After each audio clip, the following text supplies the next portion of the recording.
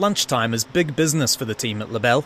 In their industrial-scale kitchen in Pukete, Hamilton, the school food provider prepares 25,000 meals a day for kids around the country.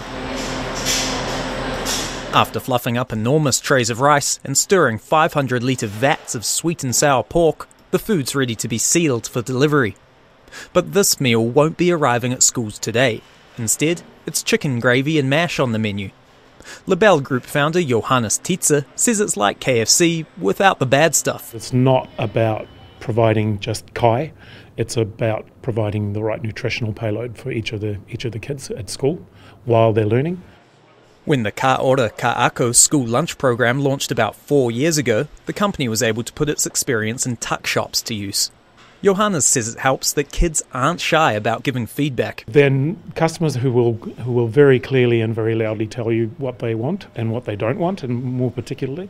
So learning along the way that certain foods just are not popular and don't work, and then very quickly reacting to that. LaBelle's one of many suppliers tasked with feeding more than 230,000 students across 995 schools. Another company, Bite Lab, caters for Bankwood School. Parents on drop-off duty say it's been a game changer. We love them. Our son really loves them. He started school and had a lot of sort of struggles with anxiety, and so for a long time wouldn't eat them because he didn't know what they were going to be. But since then actually has thrived and loves them, and it's just great for the kids to know that they have something solid in their tummy. Well, when I was young, most of us had to think, how are we going to be eating, what are we going to be eating, who's going to be looking at us if we're not eating anything, you know what I mean? Where the kids nowadays, they don't have to think about that, they don't have to worry about that, they just have to come to school to learn. Yes. That's pretty cool. Nico and Taki are looking forward to finding out what their lunch will be today. The cottage pie.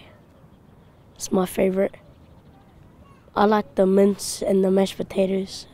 But they all have different things. So we had wraps, and then we have these buns with a kind of sauce that I think the macaroni I prefer, and what he said, the cottage pie.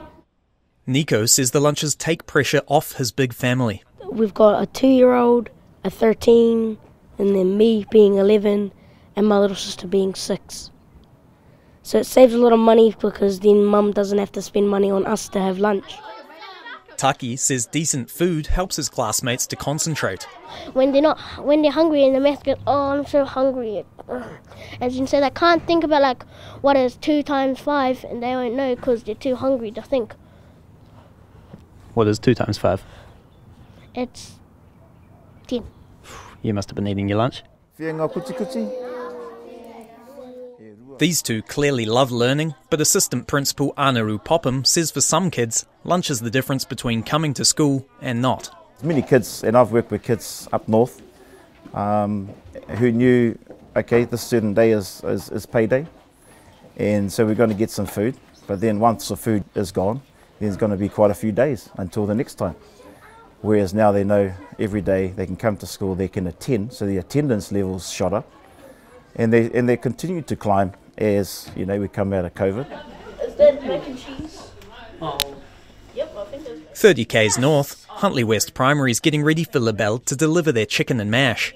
Principal Marg Zeyono says since free lunches came in, she's seen an improvement in kids' attention spans. Nobody wants to be hungry, so of course, when you're not worried about being hungry, you're just going to concentrate on your learning. At this point, funding's only secured until the end of next year.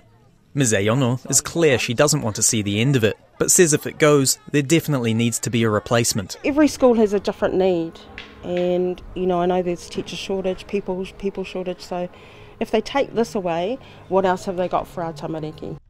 Luckily, these students don't have to worry about the politics. For them, it's all about the taste. Oh, bro, it was amazing, actually. I'm pretty sure everyone likes the food, but I just felt I liked it so much that I was like, I'm probably like the first to finish. It was very exquisite. The taste was phenomenal. My taste buds, they melted as soon as I tasted this.